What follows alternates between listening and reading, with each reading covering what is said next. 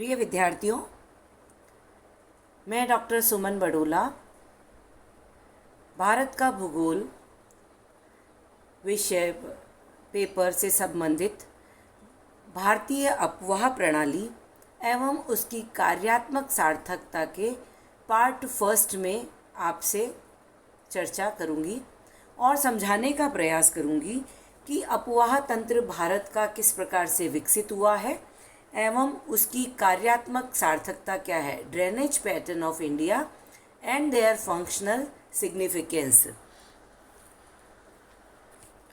किसी भी स्थान की अपवाह प्रणाली, अपवाह का अभिप्राय जलधाराओं के विकास से है।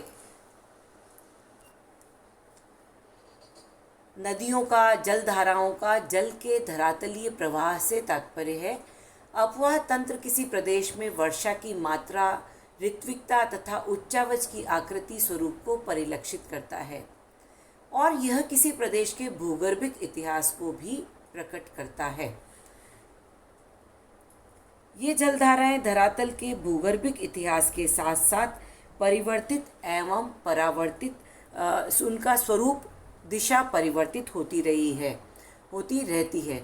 भारत में भी जैसा कि इस मानचित्र में हम देख पा रहे हैं कि जो रिलीफ फीचर्स है, जो उच्चावचीय स्वरूप है, उसके अंतर्गत उत्तरी भारत में हिमालयन पर्वत श्रेणियाँ जो आप देख पा रहे हैं, ये इस प्रकार से दिखाई दे रही हैं। इसी प्रकार से दक्षिण के अंतर्गत दक्षिण का प्रायद्वीपीय पठार और भूभाग, ये वाला भाग हमें दिखाई दे रहा है। पर्वत श्रेणियों की श्रृंखलाएं हम देख पा रहे हैं कि भारत के अंदर उच्चावचीय स्वरूप किस प्रकार के हैं। तो किसी भी क्षेत्र में थानबरी के अनुसार अपवाह प्रतिरूप का आशय किसी नदी तथा उसकी सहायकों द्वारा सम्मिलित रूप से निर्मित योजना अथवा प्लान से है। यहाँ हम ये समझ सकते हैं कि उच्चावच और जलवायु ऐसे दो प्रमुख कारक हैं जो किसी भी क्षेत्र के अपवाह प्रतिरूप को प्रभावित करते हैं। इसके साथ ही हम ये भी समझ सकते हैं कि चट्टानों का स्वरूप कैसा है, उनके वहाँ चट्टानों के स्वरूप, उनकी संरचना, भूतल का ढाल और प्रवाहित जल की मात्रा, वेग एवं आकार, ये सब भी किसी क्षेत्र के अपवाह तंत्र को प्रभावित करते हैं। भारत में मानव सभ्यता के विकास और देश की आर्थिक प्रगति में नदियों का महत्वपूर्ण स्थान रहा है। जैसा कि हम सभी जानते हैं कि मानव सभ्यता का पालना घर, cradle of human beings or river basins. नदियों के बेसिन्स में ही मनुष्य प्राचीन काल से अपनी गतिविधियों का प्रारंभ किया है। मोहनजोदड़ो, हड़प्पा, पीलीबंगा, आर्य समाज, आर्य सभ्यता इत्यादि सभ्यताओं का विकास इन क्षेत्रों में हुआ है। इन नदियों के द्वारा सिंचाई करना, जल विद्युत प्राप्त करना, परिवहन के साधनों का प्राप्त होना, ये सब महत्वपूर्ण रोल रहा है। भारत में अपवाह तंत्र प्रारंभ से लेकर के वर्तमान में बहुत अधिक परिवर्तित हुआ है। प्राचीन काल से भूगर्भिक घटनाओं के द्वारा इन पर प्रभाव रहा है। जो वर्तमान में हमें जो प्रवाह क्रम दिखाई देता है, ये प्रवाह क्रम इस प्रकार से है। फिजिकल मैप के साथ ही हम विभिन्न प्रकार की रिवर्स का भी अध्ययन करेंगे और ये रिवर्स जो हमें दिखाई दे रही हैं, अलग अलग प्रवाह क्रम के रूप में इस मानचित्र पर आप देख सकते हैं कि किस प्रकार से दक्षिण भारत में नीलगिरी हिल्स, कार्डमम हिल्स और उनके साथ साथ ये रिवर्स प्रवाहित हो रही हैं, जो कि दक्कन प्लेटो। इसी प्रकार यह एक प्रवाह क्रम आप देख सकते हैं नर्मदा और ताप्ती नदी का, जो कि विंध्याचल और सतपुड़ा की पर्वत श्रेणियों के बीच में जा रहा है। ये एक सामान्य आपके दृष्टिकोण को स्पष्ट करने के लिए मैं आपको बताना चाहूँगी, फिर हम इनका वर्णन करेंगे। एक प्रवाह क्रम हम ये देख रहे हैं जो हिमालयन क्षेत्र से निकल कर के पंजाब क्षेत्र में उत्तरी पश्चिमी भारत में प्रवाहित होने वाला, पंजाब की नदियों का पीर पंजाल रेंजेस से निकलने वाला एक प्रवाह क्रम हम देख पा रहे हैं इंडो गैंगेटिक प्लेन्स के अंतर्गत, जो कि ब्रह्मपुत्र रिवर तक फैला हुआ है और हिमालय और दक्षिणी प्रायद्वीपीय पठारी भूभाग से निकलने वाली नदियों का प्रवाह क्रम है।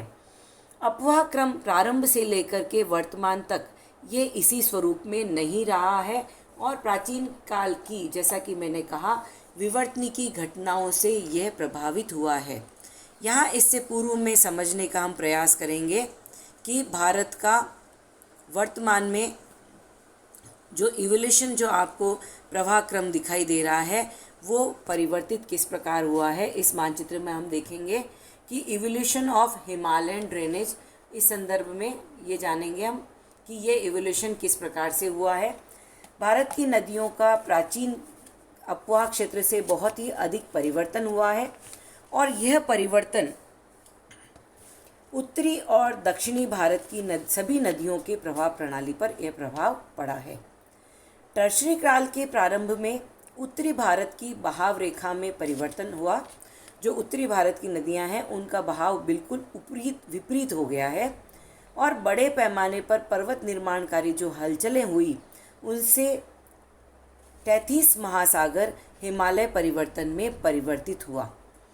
इससे पूर्व में एक इंडो ब्रह्म या शिवालिक नदी जो प्रवाहित हुआ करती थी, जो हम देखेंगे पश्चिम से, इसका आप प्रवाह देखिए, पश्चिम से उत्तर की ओर पूर्ण रूप से प्रवाहित हो रही है, पूर्व से पश्चिम की ओर प्रवाहित हो रही है, जिससे वृहद प्रदेश में इंडो ब्रह्म या शिवालिक नदी के रूप में जाना जा सकता है। ये आप देख रहे हैं इस डायग्राम में, ये बनी हुई है इस मानचित्र में, जो कि भारत की पूरी चौड़ाई में बहती हुई सुलेमान और किरथर की पहाड़ियों के सहारे उत्तरी पश्चिमी कोने में और वहाँ से दक्षिण की ओर मुड़ करके पंजाब और सिंध की ओर बहती हुई अरब सागर में गिर जाती है।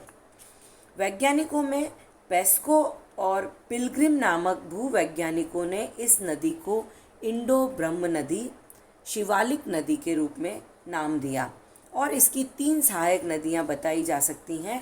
वर्तमान सिंधु नदी, जो कि हम देख रहे हैं, वर्तमान सिंधु नदी, इसके पश्चात सिंधु और उसकी सहायक नदियां और गंगा की सहायक नदियां। मध्यवर्ती पोटवार बेसिन के ऊपर उठ जाने से, पठारी भाग, ये भूभाग ऊपर उठ जाने से यह प्रणाली छिन्न भिन्न हो गई और धरातल के स्वरूप और उच्चावच के परिवर्तित होने के कारण सिंधु नदी का अपना स्वतंत्र बेसिन बन गया। इसके अंतिम पूर्वी भाग में, जैसा कि हम देख पा रहे हैं, सतलुज नदी ने अपनी सीमा बना ली और पंजाब की भूमि ऊंची होने से पूर्वी नागपुर के पठारी भाग में अवतलन विकसित होने से, इस भाग में अवतलन विकसित होने से, यह जो भाग है हम देखेंगे जिसे छोटा नागपुर का पठार भी कहा जा सकता है, इस क्षेत्र के अंदर अवतलन होने से यहाँ की एक अलग अपवाह श्रृंखला बन गई और इसके कारण यह जल पूर्वी भाग में पूर्व से पश्चिम की ओर खाड़ी की तरफ, बंगाल की खाड़ी की ओर प्रवाहित होने लगा और कालांतर में यही गंगा एवं ब्रह्मपुत्र के नाम से जाना जाता है। इस शिवालिक नदी के उत्तरी भाग में, जैसा कि हमें दिखाई दे रहा है, शिवालिक नदी के उत्तरी भाग में जो प्रवाह क्रम था वो परिवर्तित हो गया और भारतीय नदियों के प्रवाह क्रम में परिवर्तन हुआ। इस प्रकार से भूगर्भ शास्त्रियों का मानना है कि जो सतलज नदी है, जो प्रारंभ में सरस्वती और यमुना के रूप में राजस्थान में प्रवाहित होती थी, वह सोता घग्गर की तलहटी के निकट, नाहन के निकट बहती थी और यमुना दिल्ली के निकट करनाल के पश्चिम की ओर प्रवाहित होती थी और कच्छ की खाड़ी में गिर जाती थी। ईसवी सन के प्रारंभिक काल में सतलज नदी एक स्वतंत्र नदी थी जो सिंधु से अलग बहती थी और घग्गर में मिलती थी या नहीं मिलती थी यह स्पष्ट नहीं है, परंतु अब यह व्यास नदी में मिल जाती है। इस प्रकार से गंगा और उसकी सहायक नदियों के मार्ग में भी परिवर्तन हुए और इस परिवर्तन के प्रवाह के प्रमाण हम आज भी देख सकते हैं। दामोदर नदी का मार्ग भी निरंतर परिवर्तित होता रहा है। कोसी नदी का मार्ग भी वर्तमान में बहुत अधिक, कोसी और दामोदर अपने क्षेत्र की शोक रिवर्स के रूप में जानी जाती हैं। इनका मार्ग भी पिछले 200 वर्षों में 10,000 वर्ग किलोमीटर क्षेत्रों में परिवर्तित होता रहा है। हिमालय क्षेत्र की अपवाह प्रणाली में भी बहुत अधिक परिवर्तन हुआ है। यहाँ स्पष्ट करने का आशय यह है कि भूवैज्ञानिकों ने यह माना कि यमुना प्रारंभिक ऐतिहासिक काल में राजस्थान से होकर बहते हुए सिंधु नदी में मिलती थी और हिंदू मान्यता के अनुसार वर्तमान में जो सरस्वती नदी के मार्ग को पुष्ट करती है और भारत के मध्यवर्ती मैदानों की यह नदी भी मध्यवर्ती मैदानों की गंगा और यमुना के प्रवाह, जैसा कि मैंने कहा, यह भी परिवर्तित हुए हैं।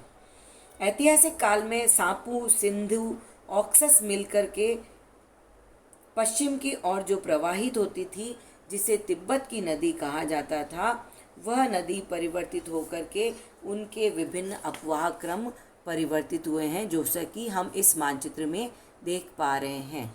धन्यवाद।